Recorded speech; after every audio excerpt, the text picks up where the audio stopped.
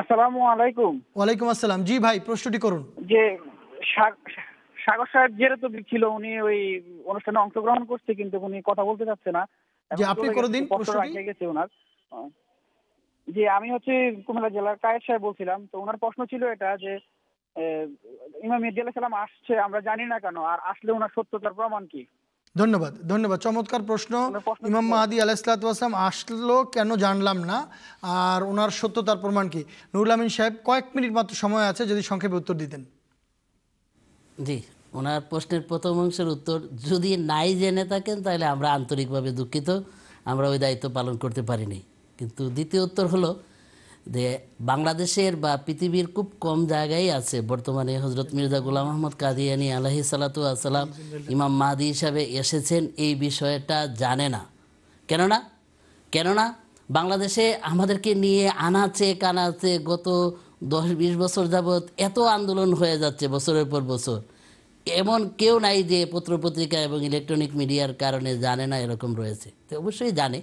আর বাকি রইল ওনার যে দ্বিতীয় অংশ, যে ইমাম মাহাদি বা মির্জা গোলাম আহমদ কাদিয়ানী আলাইহিসসালাতু ওয়াসসালামের সত্যতার প্রমাণ কি? সত্যতার অনেক প্রমাণ রয়েছে।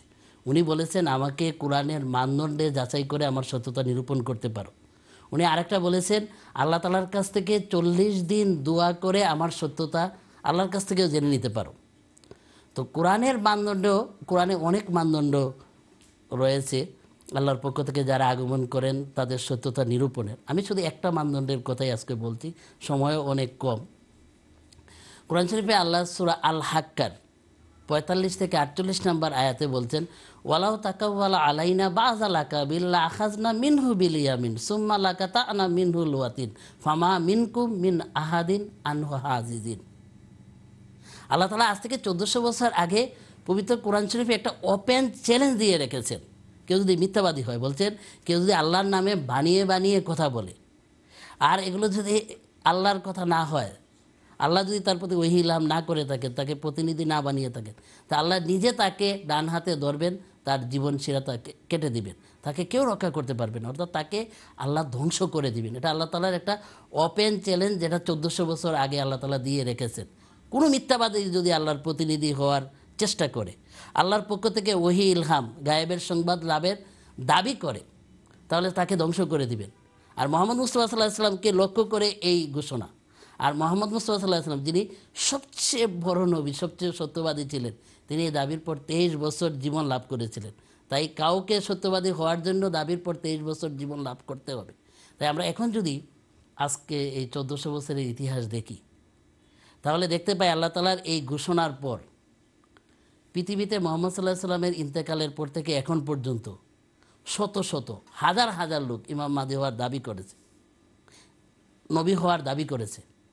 কিন্তু একজনকেও আপনারা খুঁজে পাবেন না যার অনুসারী আছে, যার মতবাদ আছে, যাকে পৃথিবীতে গ্রহণযোগ্যতা দান করা হয়েছে, যাকে মান্য করার লোক পৃথিবীতে আছে। মুহাম্মদ সাল্লাল্লাহু আলাইহি সাল্লামের ইন্তেকালের পর মুসাইলামা কাযযাব নবুয়তের দাবি করেছিল, তার 1 লক্ষ সৈন্য ছিল বলা হয়, তাহলে মান্যকারী কয়েক লক্ষ ছিল।